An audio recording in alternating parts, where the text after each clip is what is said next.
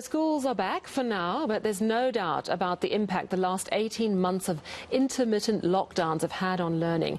Catch-up interventions all require more of our children, more classes, more time, and, they're already stretched and stressed. Now, one school principal is making a radical suggestion. From grade 10, drop 2 subjects from the curriculum for all students, the compulsory life orientation class and one other elective subject.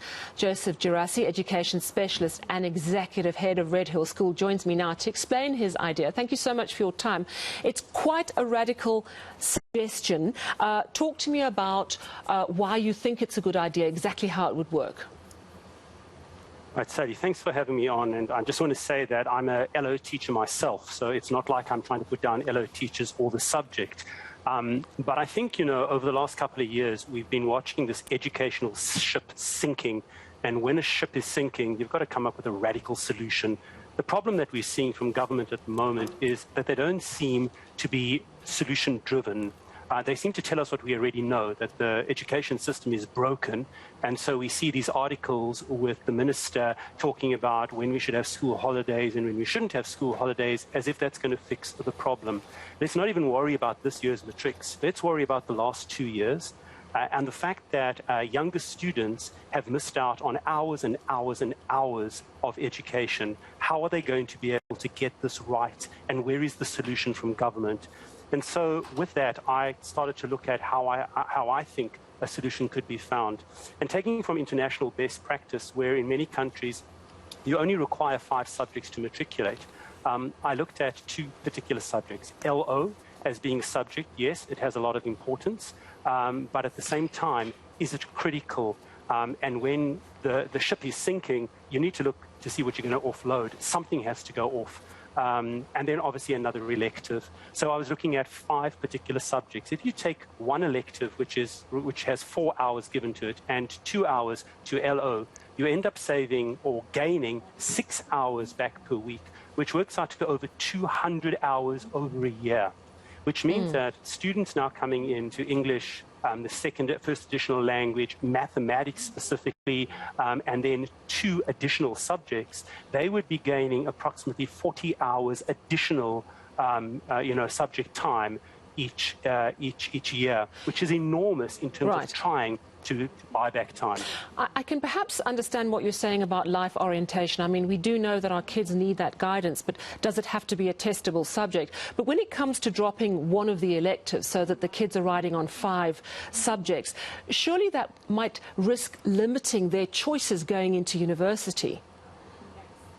Well, it won't limit their choices going into university if we do our jobs right in terms of keeping the life orientation program in the middle years. So if you look at grade 8 and grade 9, those are excellent years where you should be teaching No. Sorry, you misunderstand me. I'm not talking about life O. I'm saying LO is a subject that I can understand your reasoning. What I don't understand so much your reasoning is around the elective. So your physics, your geography, your history, particularly around the science subjects. If they have to drop one of them, wouldn't that be problematic for kids wanting to go into medicine, for example?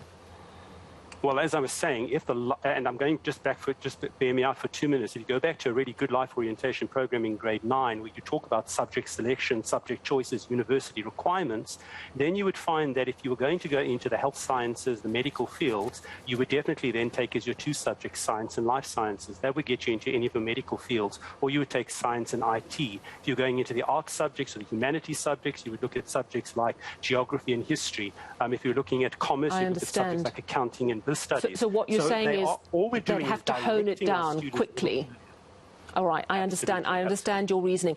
I want to ask you about whether you would suggest this is something across public and private schools. I'm thinking of a school like Redhill. You're head of Redhill. It's a very well-resourced private school. Wouldn't parents go, but I want my child to do those things. We've got the resources to support these kids. Then you're faced with a situation where your poor schools go, well, this might work for us, but ultimately, if it's not uniformly applied across both public and private, you're further widening the gap between the haves and the have-nots. So I disagree and say that I'm trying to actually narrow the gap, because even today, if you look at private schools, we will have many more subjects like AP Physics, AP Maths, AP English. We already have so many more subjects that our students can take. But if we take the example of the GCSEs in England, you have to have a minimum of 5 subjects. So that doesn't mean you can't take 6, 7 or 8 subjects, but you have to have a minimum of 5 subjects in order to then go to university. I would be suggesting that our universities would require a minimum of 5 subjects, and then different schools would be able to have to see what they need. But let's not look at it as, well, there's more subjects on offer.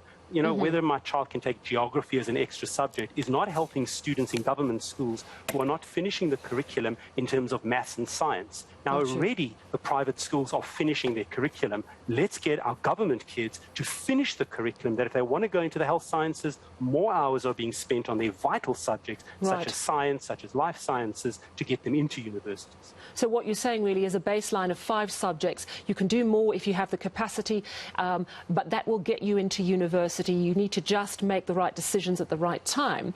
Very quickly, have you proposed this to government? Have you had a response? You know, it's very difficult to get a response from government at the best of times, specifically being in private education. I would love to. My suggestion at this critical time, and I've put it out there in my article, and I would, you know, ask the education minister to be really bold in this, and perhaps if you're in a crisis, to convene an educational summit with some of our best and brightest in the education field, to look at some of these proposals, come up with an idea, not spend 3 years tossing it around before we come up with a suggestion, but coming up with a suggestion that we can apply from next year, so that our students already, who have this major backlog, can start catching that up. Well, it's bold and it's creative, and it's definitely worth discussing, and we do need lots of fresh ideas around our education system. Thank you so much for chatting to us this evening. That's Joseph Gerassi, Executive Head of Redhill School.